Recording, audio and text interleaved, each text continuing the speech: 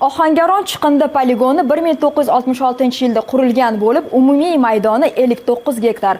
Poligonning o'zi 40 gektardan iborat.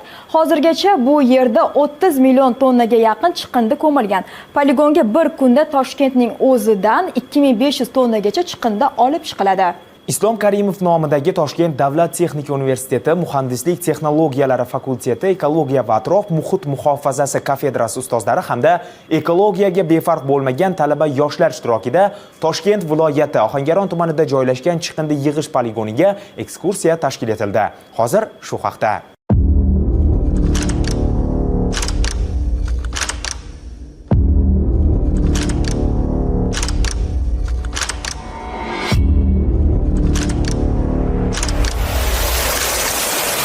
Bugun bu talabalarni odatiy darsxonalarda emas, tabiat qo'ynida, aniqroq aytadigan bo'lsak, chiqindi poligonida ko'rmoqdamiz. Nazariy bilimlar bilan amaliyotni birlashtirish maqsadida tashkil etilgan bu ekskursiyada faqat bo'lajak ekologlar ishtirok etmayapti. Bu yerda energetiklar bor, geologlar bor.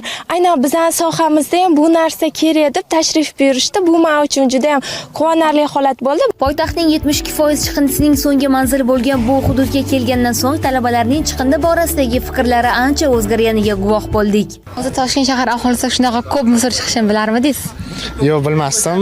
Birinchi marta ko'rdim. To'g'risi hayratdaman. Endi musorlarni ko'chaga yotib ketmaysizmi? Yo'q, endi qancha mehnat turishini bildim.